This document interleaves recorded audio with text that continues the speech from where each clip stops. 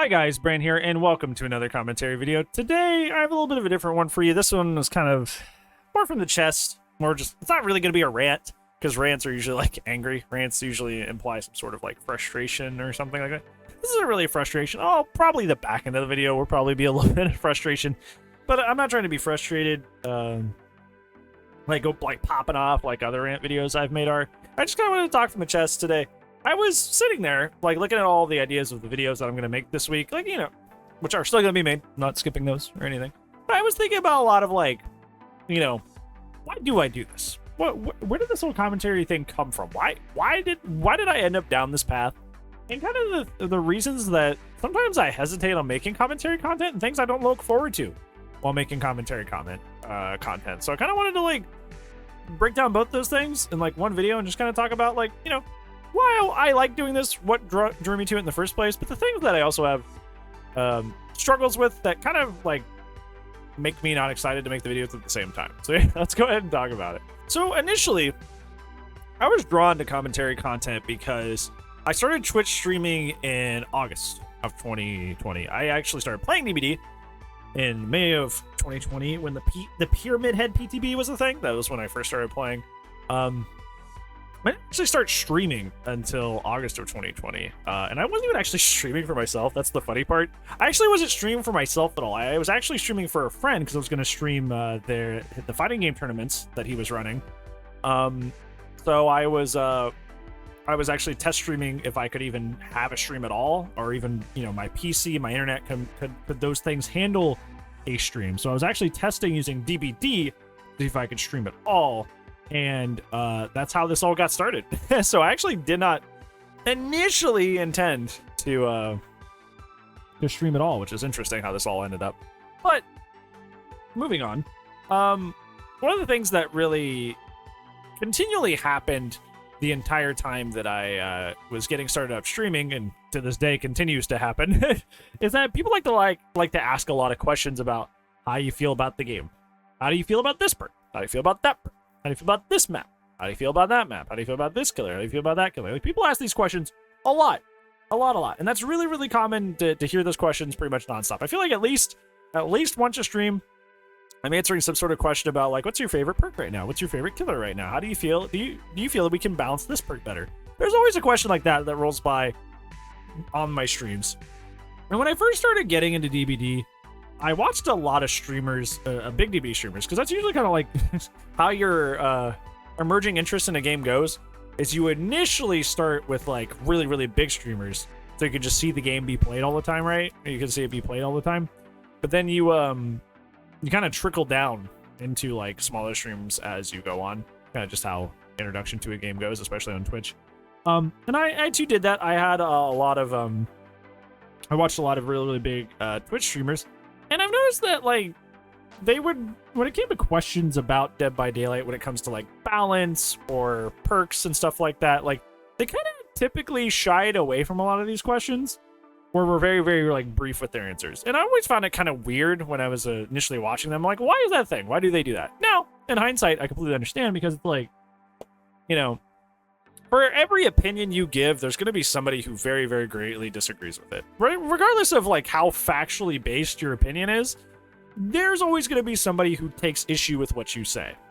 Because this sucks, but it's kind of like the way DBD has fallen, is that like it's kind of a politics thing. There's some very intense survivor mains, there are very intense killer mains, there are people with a lot of biases out there.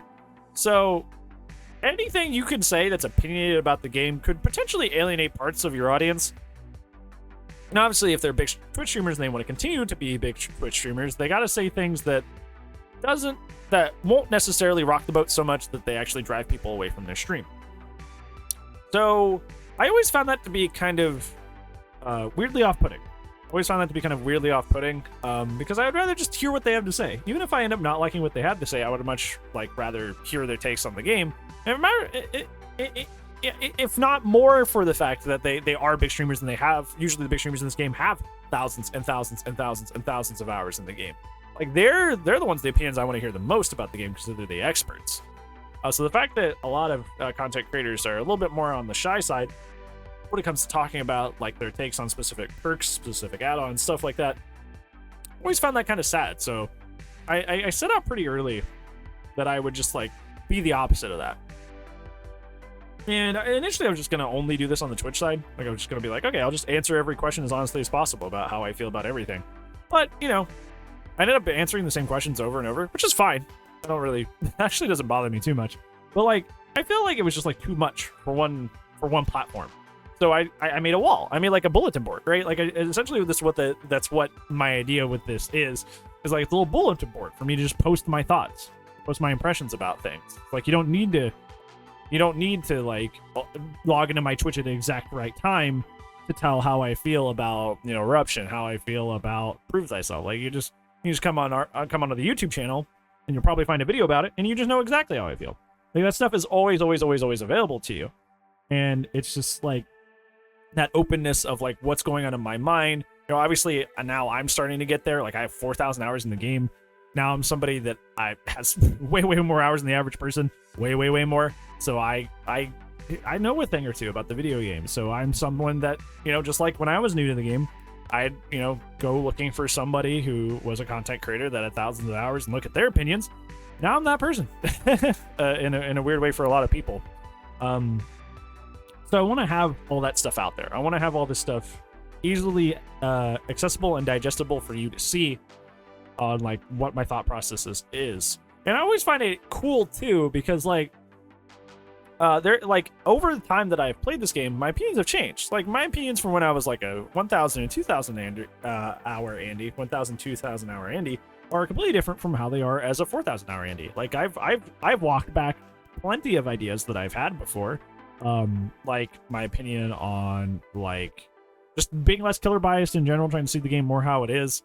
The DC penalty, I changed my mind about, like, and how I feel about that. Like, and I still love that I made those videos because those are still valuable, right? Because like a lot of people would like throw those away, right? Because they're like, well, you changed your mind, so those videos are useless. I'm like, no, they're not. There's still like a little time capsule that shows like back when I was at this experience in the game and I only played killer and I was super biased.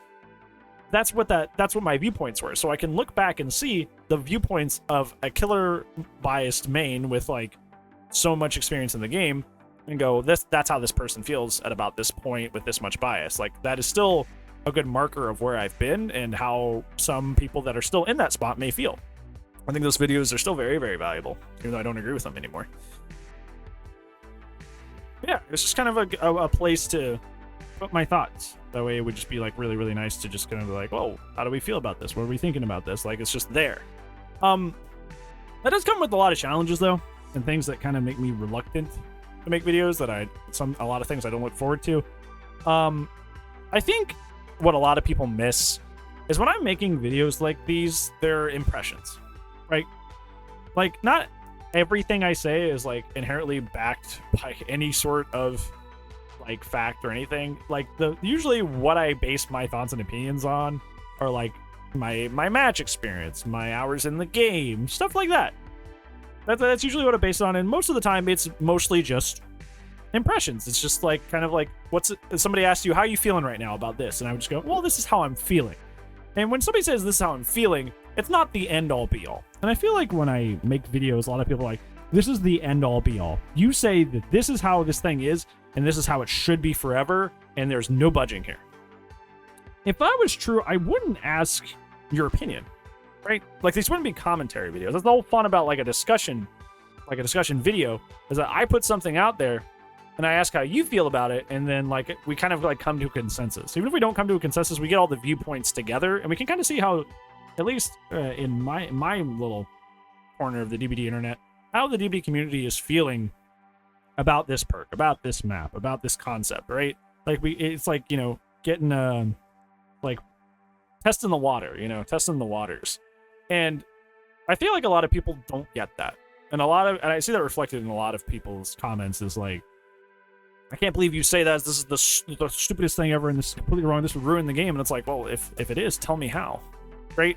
Like I'm just spitballing here, right? Like I'm just giving you my impressions. So if you really think it's the worst thing in the universe for the game that I said this one thing and one moment in time, like let me know how, and we can like see if like, you know, maybe I need to change my opinion, or maybe you're being too much of a stick in the mud.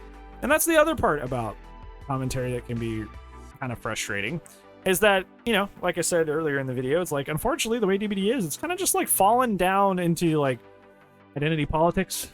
I'm a survivor main, I'm a killer main, and that's all that matters. And if I say something like really survivor sided, like, hey, I feel like Eruption should be nerfed because I think Eruption combo, like that, just that combo is really disgusting. I think it needs to be nerfed.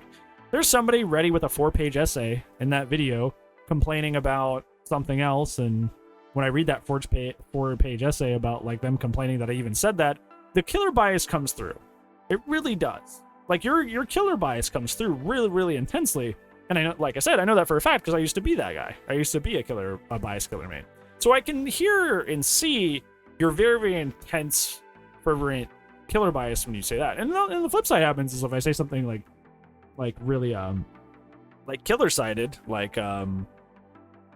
spoiler for tomorrow's video, that DS and off the record should stay deactivated in the end game and should not get their ability back, like somebody has mentioned.